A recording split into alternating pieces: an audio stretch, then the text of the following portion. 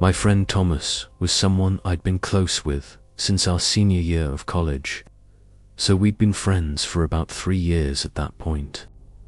During that last year of school, we were especially tight, but once college ended and jobs came into the picture, I moved to a city roughly 3 hours away from him. We hadn't seen each other in person since then, so it had been well over a year, but we stayed in touch and were still really good friends, spending late nights gaming together and texting back and forth during the day, just normal stuff like that. Then one Friday, totally out of nowhere, he called me and said his girlfriend was going to be gone for the weekend. He asked if I wanted to come hang out and stay at his place. Something felt a little off because he sounded like he'd just woken up or was completely exhausted. I didn't think too much of it. I had no plans that weekend, and it had been a long time since I'd seen him, so I agreed to come down. I packed that night and drove out early Saturday morning. The trip took most of the day since I stopped a couple of times to grab drinks and a few other things. But I pulled up to his house around 5:20. The house was one he and his girlfriend of 3 or 4 years had rushed into buying right after college. They both already had jobs, and the place was incredibly cheap. It was definitely old, but the price had made it worth it to them. The place was kind of run down and sat in the middle of nowhere, about 30 minutes from our old college, not really part of any neighborhood.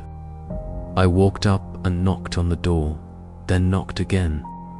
I ended up standing outside for almost 10 minutes before he finally opened the door and let me in.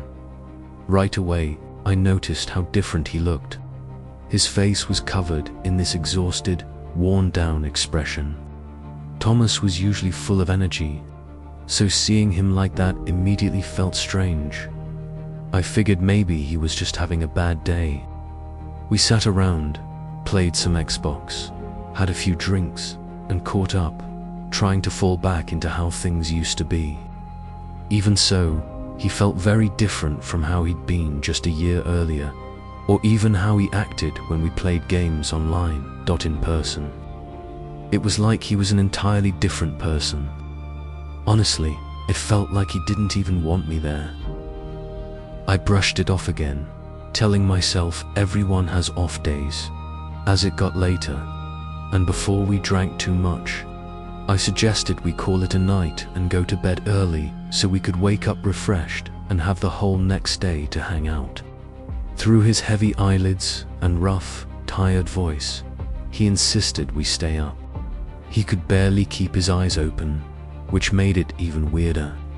And the more I pushed the idea of going to sleep, the more insistent he became about staying awake.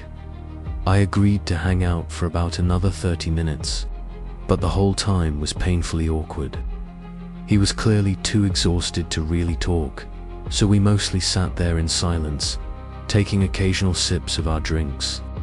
It was deeply uncomfortable, like I wasn't even sitting with someone I knew.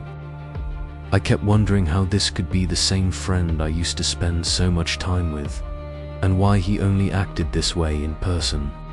When I tried asking what he'd been up to or how things were going, he dodged every question. Eventually, I said I was going to bed. Even though he tried to pressure me to stay up longer, I refused. I was genuinely worried about him and honestly a little unsettled, but I hoped things would feel more normal in the morning. I went into the spare bedroom to get ready for sleep, and that's when I realized something wasn't right. The room was completely empty. There wasn't anything in there except a small bed pushed against the wall. And what made it even stranger was how new it looked, like it had been bought just for my visit. By that point, I tried convincing myself that I was just overthinking everything. Still, I wanted to make sure Thomas was okay, so I texted his girlfriend.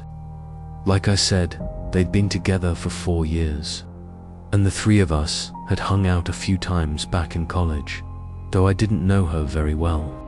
She replied within just a couple of minutes.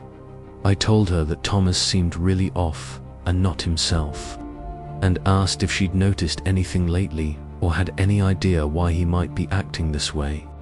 She responded by saying they had broken up and that she'd moved out 4 months earlier, and that she had no idea what I was talking about. I was completely stunned. Why would he lie about her just being gone for the weekend? And why invite me over so suddenly now, instead of months earlier? None of it made sense. If anything, it made the situation feel worse, like I couldn't trust him at all. I didn't want to go to sleep without some kind of clarity, so I turned back toward the door to leave the room. That's when I froze, seeing a shadow standing just on the other side of the door. After a moment, the shadow moved away. My heart started pounding as I stepped closer, listening carefully before opening the door and moving into the hallway, closing it behind me. His bedroom door was open, and I could hear him shifting around inside. Every light in the house was off, but I immediately noticed something on the back of the spare bedroom door that hadn't been there before. It was a metal mount, with one side screwed into the wall and the other into the door.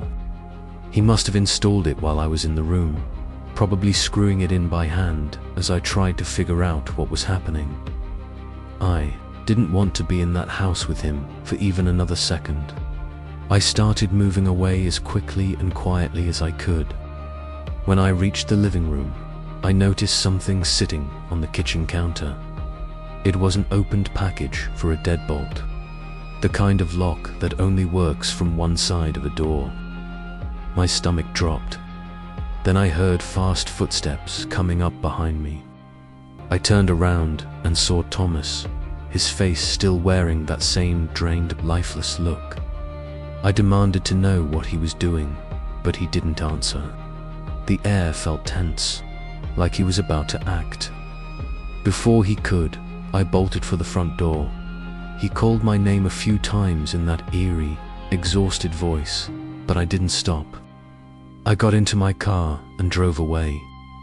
The entire drive home, I kept replaying everything in my head, trying to process what had just happened. When I finally got home, I realized Thomas had blocked me on everything, which only confirmed that whatever he'd been planning was something terrible. At the time, I didn't report it or tell anyone. I was naive, and I think part of me felt like, since nothing had actually happened, I didn't have proof of anything. After being close friends for 3 years, it was also hard to imagine turning him in. I still don't understand why he was trying to lock me in that room, or what he was planning to do. It's terrifying to think I knew him for so long, yet maybe never truly knew him at all. I'm just grateful I got out of there when I did.